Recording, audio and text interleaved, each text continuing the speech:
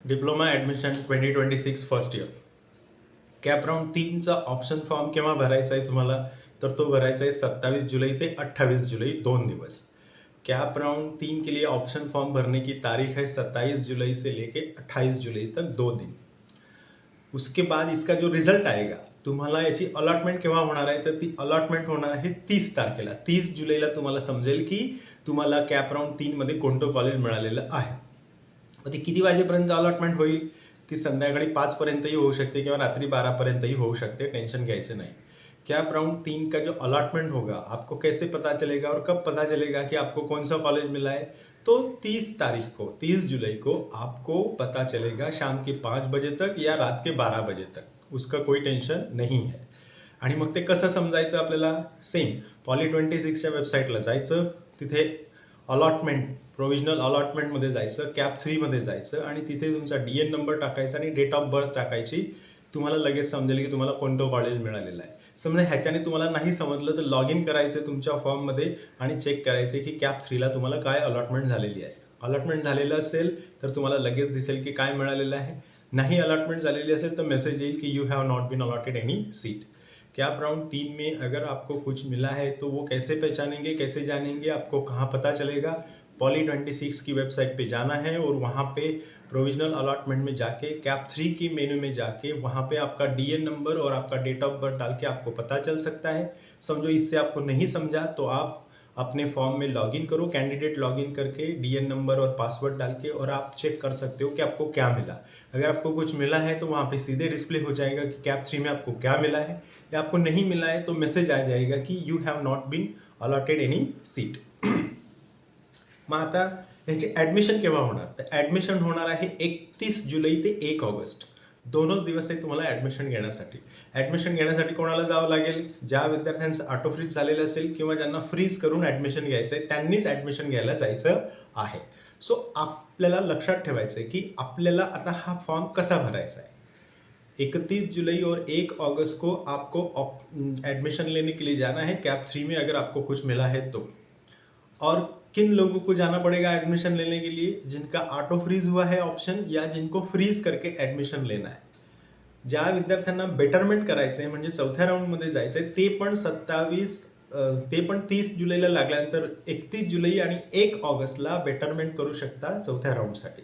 पण बेटरमेंट कोण करू शकतं आणि काय टिप्स असतात ते तुम्हाला आता मी सांगतो, ते व्यवस्थित ऐकायचं आहे.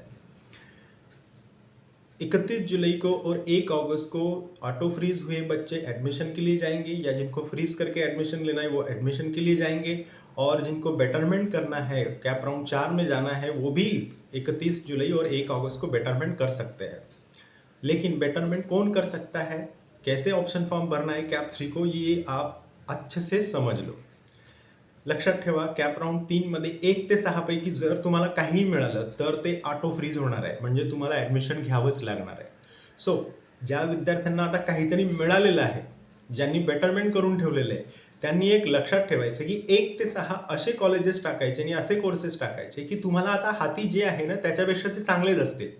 कारण 1 ते 6 पैकी काही मिळालं तर ते ऑटो फ्रीज होणार आहे आणि तुमच्या हाती जे आहे ते निघून जाणार आहे. म्हणजे काय, तुम्ही समजा कॅप 3ला 10 ऑप्शन भरले तर तुम्हाला कॅप 1 किंवा कॅप 2ला जे तुम्हाला मिळालेलं आहे ते बाय डिफॉल्ट शेवटी येणार. म्हणजे 10 नवीन ऑप्शन तुम्ही भरले तर हे 11वं येणार. तुम्ही जर 5च ऑप्शन भरले तर हे 6वं येणार. तुम्ही जर 6च ऑप्शन टाकले तर तुम्हाला आधी मिळालेलं 7वं येणार. आप लोगों को ये ध्यान में रखना है कि कैप 3 में 1 से 6 में जो भी आपको ऑप्शन मिलेगा वो ऑटो फ्रीज होगा. इसलिए अगर कैप 1 और कैप 2 में आपको जो भी कॉलेज और जो भी कोर्स मिला है उससे बढ़िया ही आपको ऑप्शंस डालने हैं 1 से 6. क्योंकि 1 से 6 में से बीच में से कोई भी मिला तो वो ऑटो फ्रीज होगा. आपको एडमिशन लेना ही पड़ेगा 31 जुलाई को या 1 अगस्त को. तो अभी जिनको कुछ मिला है उन्होंने इत्मीनान से सोच के 6 कॉलेजेस ऐसे डालने हैं कि जो मिला है उससे बढ़िया हमें मिले. आता इथे एक ट्रिक आहे. ज्या विद्यार्थ्यांना कॅप 1 आणि कॅप 2 मध्ये काहीच मिळालेलं नाही त्यांनी काय करायचं आहे, जास्तीचे ऑप्शन टाकायचे. 1 ते 6 असे टाकायचे आहेत की जे बेस्ट आहेत. Number 1 best of the best, number 2 second best असे टाकायचे आहेत. आणि 6 पेक्षा जास्त ऑप्शन टाका. म्हणजे तुम्ही 60 टाका, 70 टाका. कारण तुम्हाला 1 आणि 2 मध्ये काहीही मिळालेलं नाही आहे. खूप साऱ्या सीट्स ह्या अलॉट झालेल्या आहेत, विद्यार्थ्यांनी ॲडमिशन घेतलेले आहेत, म्हणजे आता सीट्स कमी आहेत.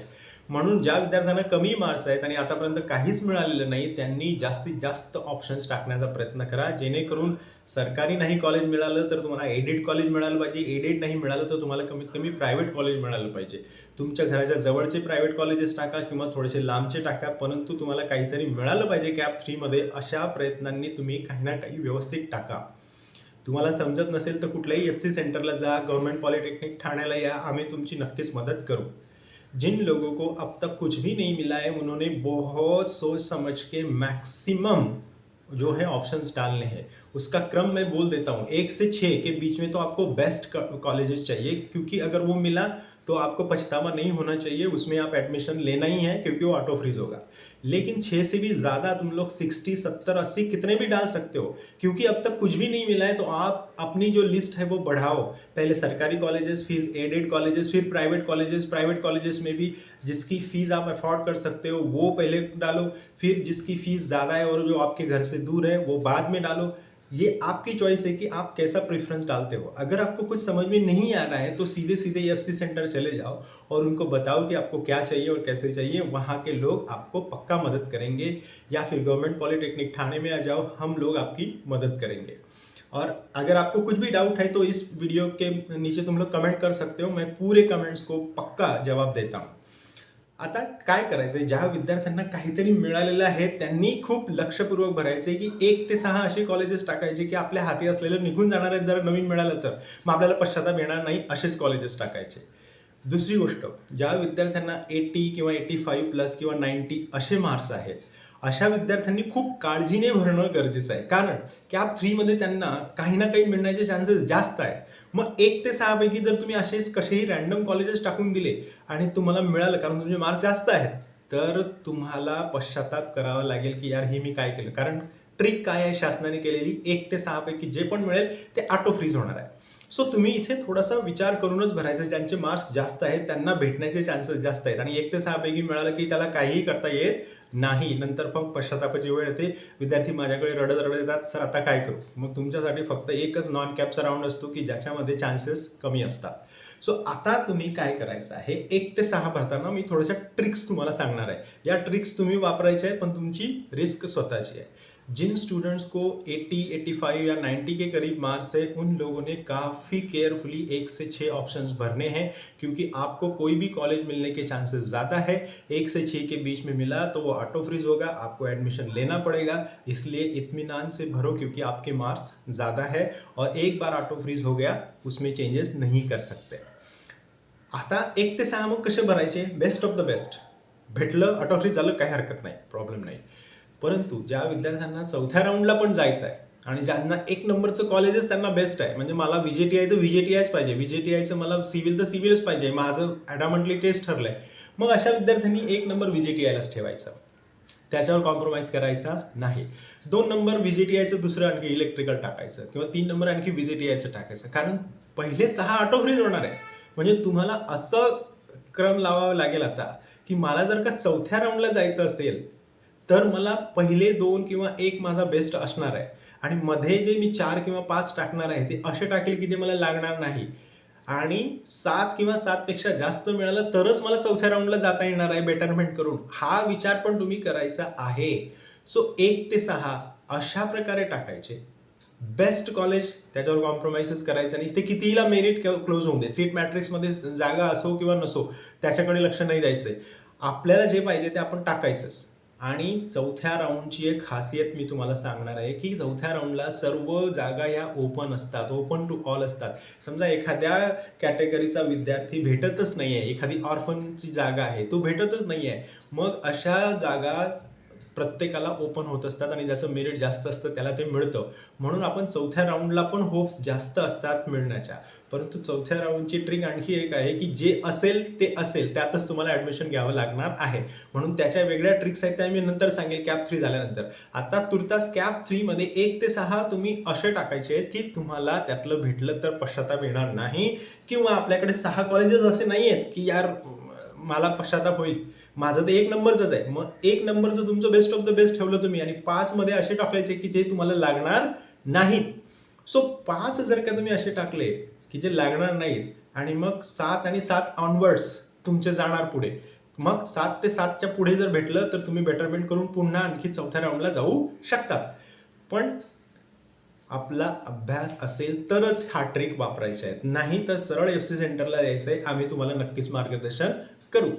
आता ट्रिक आणखी एक अशी आहे की जे विद्यार्थी ज्यांना काहीतरी मिळालेलं आहे, समजा गव्हर्नमेंट पॉलिटेक्निक ठाणे मिळालेलं आहे आणि त्यांचं दोनच ऑप्शन आहेत आता की बाबा मला इथे VJTI मिळालं पाहिजे किंवा सोमय्या मिळालं पाहिजे एडेड सेक्शनचं. मग असे विद्यार्थी काय, फक्त VJTI, सोमय्या आणि तिसरं गव्हर्नमेंट पॉलिटेक्निक ठाणे, की ठीक आहे आता मला पुढे काही रिस्क घ्यायचीच नाही आहे, मला रिस्क घ्यायचीच नाही. मग असे व्यक्ती 2 किंवा एकच ऑप्शन भरू शकतात. समजा त्यांना मिळालेले गव्हर्नमेंट पॉलिटेक्निक ठाणे, आता मग ते फक्त एकच VJTIचं टाकणार. मिळालं तर VJTI मिळेल, नाही तर ठाण्यामध्ये मी कॅप 3ला ॲडमिशन घेऊन टाकेल. कारण रिस्क पण आहे. कारण 1 ते 6 मध्ये तुम्ही माझी ट्रिक वापरली आणि 4 मध्ये असे टाकले की बाबा ते मला लागणार नाहीत आणि लागून गेलं. मग तुम्ही परत माझ्या व्हिडिओ खाली कमेंट करा, सर तुम्ही सांगितलं की असे टाका, मी 4 असे टाकले की मला लागणार नाही, पण बघा आता ते लागून गेलं आणि मला ते नको आहे. सो इथे ही पण तुम्ही लक्षात घ्यायचं आहे की मला आता जे मिळालेलं आहे ते ठीक आहे. माझा 1 नंबरचा ऑप्शन VJTI आहे, मी तोच टाकेल आणि 2 नंबरला जे मला मिळाले ते राहून देईल. किंवा 1, 2, 3, 4 असे ऑप्शन्स आहेत माझ्याकडे की त्याच्यापैकी काही भेटलं तरी चालेल आणि मला जे मिळालेलं ते मी 5 नंबरला किंवा 6 नंबरला टाकेल. कारण तुम्हाला आधी मिळालेलं कॉलेज बाय डिफॉल्ट लास्टला येतं, हे तुम्ही आता बघितलं असेल कॅप 2 मध्ये ऑप्शन फॉर्म भरत असताना. सो ही ट्रिक तुम्ही स्वतःच्या रिस्कवर आजमावायची आहे आणि माझं असं वैयक्तिक मत आहे की ज्यांचा अभ्यास आहे, ज्यांना कॉन्फिडन्स आहे, त्यांनी ही ट्रिक वापरू शकता. कारण चौथ्या राऊंडमध्ये पण खूप सारे जागा मिळण्याचे चान्सेस असतात. तुमचं ते ड्रीम कॉलेज आहे आणि ड्रीम कोर्स आहे तो पण मिळण्याचे चान्सेस असतात. कारण सर्वच्या सर्व जागा ज्याचे विद्यार्थी मिळत नाही त्या ओपन टू ऑल होतात आणि आपल्याला ते मिळू शकतं.